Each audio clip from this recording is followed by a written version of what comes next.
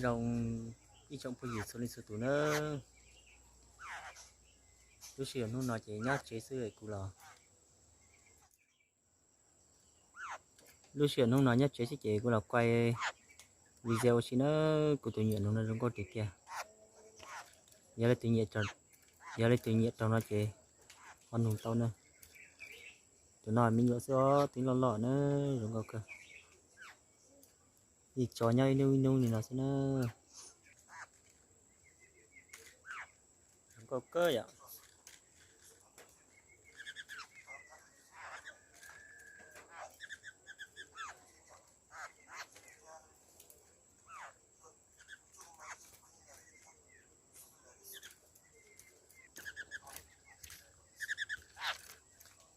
Xin chào các bạn, anh em gần xa. Hôm nay tôi lại quay video với cái chim khứu no của em rất đẹp. Đây. Nếu các bạn nào thích cái con này là gọi cho mình nhé. Lần trước mình có quay một lần rồi. Lần này là thứ 3. Đấy.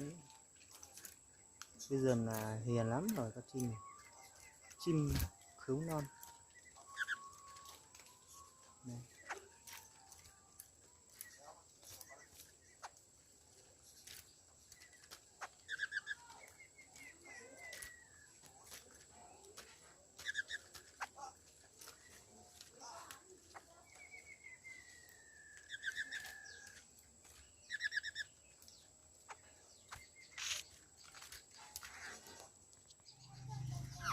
Khứu này là khứu rừng ấy. Không phải mình nuôi sinh sản tại nhà đâu. Con này 100% ở rừng ấy. Khi mình đi bẫy cái mùa sinh sản mình đi bẫy nên mình thấy anh em mình lấy ở rừng nhá. Đấy. Lấy ngay tại ở rừng ấy, không phải mình nuôi ở trong nhà đâu. Cho nên là các bác yên tâm.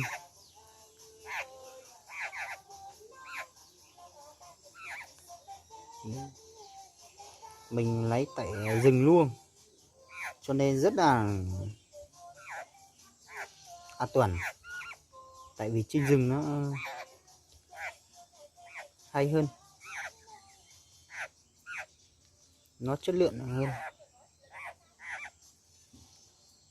Đấy, đã đói rồi, bây giờ nó đói cám vào chân mình.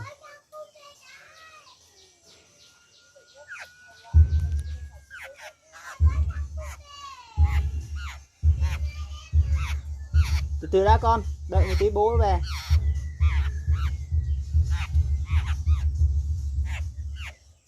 Chạy đéo gì mà đói mà để yên hiền cho tao cho mày ăn luôn.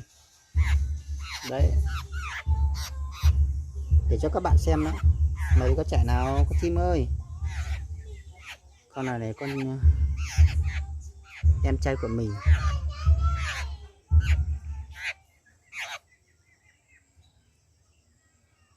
Này, ngon lành luôn. Đứa em trai này, mình gọi nó bà em trai nhá.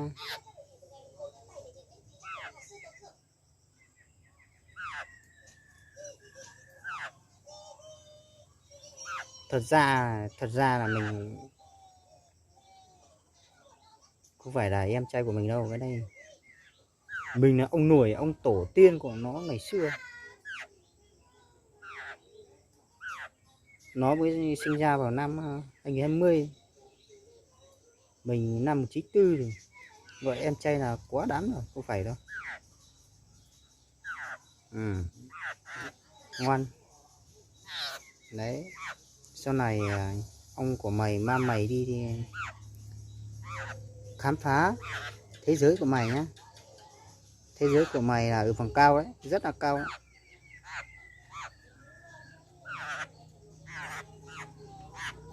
Đây.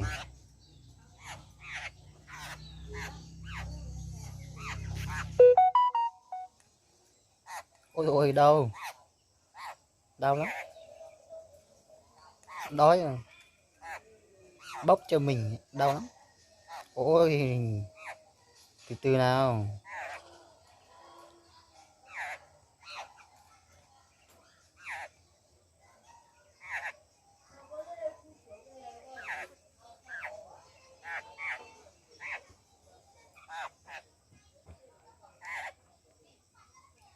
Ôi, đấy.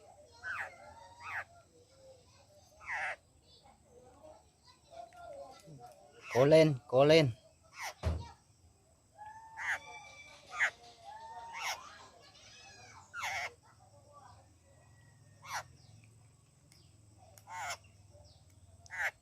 Con này hiện tại mình đã thả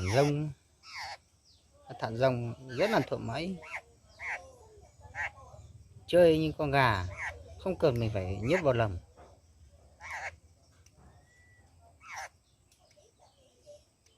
Đây, đẹp lắm.